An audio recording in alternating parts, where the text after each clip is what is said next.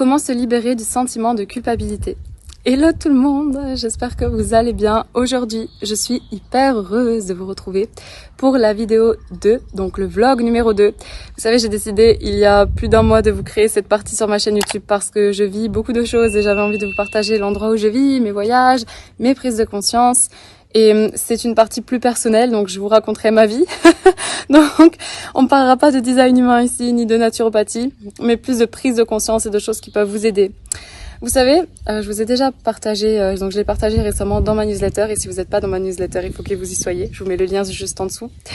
Je vous ai partagé récemment que, en fait, j'ai toujours vécu avec un sentiment de culpabilité dans le sens tout pour les autres et rien pour moi, devoir toujours donner, devoir de me fermer carrément à l'abondance, au fait de recevoir, que ce soit l'argent, que ce soit, voilà, faut surtout pas que je reçoive, faut que je donne encore et encore, que je sois tout le temps présente pour les autres. Et à travers mon métier, à travers les formations que j'ai faites, je me dis mais Lisa, tu vis toujours avec ça. Et à un moment donné, voilà, je vais creuser. Donc c'est vrai qu'on parle souvent de la période des 0 à 7 ans, qui est une période qui nous en dit long en fait, sur tout ce qu'on va développer au long de notre vie. Et justement, dans ma newsletter, je vous ai partagé une fois que, et ça c'est une histoire que j'ai vraiment commencé à vous partager parce que c'est là que j'ai compris pourquoi est-ce que je vivais avec le sentiment de culpabilité et pourquoi beaucoup de personnes aujourd'hui vivent avec ça sans le savoir.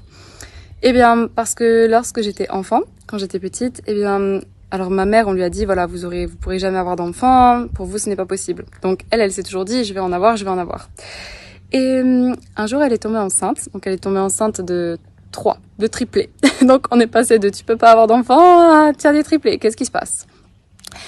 Et quand on était donc dans le ventre de ma mère, il y a un premier embryon qui s'est détaché et on n'était plus que 2. Et donc là la grossesse avance et c'est vrai que au fur et à mesure de la grossesse, le médecin vient voir ma mère et lui dit écoutez, j'ai une mauvaise nouvelle pour vous. Demain quand vous vous réveillerez, vous n'aurez plus d'enfants en fait dans votre voilà, vous aurez plus d'enfants, ils sont tous les deux détachés donc voilà, je préfère vous le dire pour pas que vous vous fassiez d'espoir. Et en fait, il s'est avéré que on était tous les deux censés mourir, sauf que moi, je suis restée accrochée. Et lorsque je suis née, en fait, c'était comme si, eh bien, j'étais l'être tant attendu et que je crois que j'ai canalisé ça comme ça, de devoir être redevable envers les autres et la vie parce que, ben moi, en fait, j'avais survécu et les autres sont morts. Et comme ce n'était pas la première fois que ça arrivait, c'est comme si toutes les mémoires en fait s'étaient cumulées et que je devais vivre avec ce sentiment de culpabilité. Et en fait, il y a beaucoup de personnes qui vivent après un attentat ou même les personnes qui ont par exemple vécu l'attentat du Bataclan, ce genre de choses, qui vivent une forte un choc ou qui survivent à un événement et qui ensuite vivent avec la culpabilité de devoir justement d'être redevable envers la vie et d'être tellement redevable qu'en fait on se ferme complètement à l'abondance et ça on peut le libérer de différentes manières. Donc soit vous pouvez le libérer avec l'EFT, vous savez je vous ai déjà parlé de cette pratique aussi communément appelée le tapping et Emotional Freedom Technique en anglais, qui est une pratique très intéressante et aussi travailler sur vos schémas conscients et inconscients, de conscientiser vraiment votre vie en fait. En fait, c'est pas en lisant des livres qu'on va le plus évoluer, c'est surtout en s'observant et en appliquant les choses et en observant nos réactions. Et dans le moment présent, observez-vous. Est-ce que vous vous fermez à l'abondance? Est-ce que vous vous fermez au fait de recevoir quelque chose de la part de quelqu'un?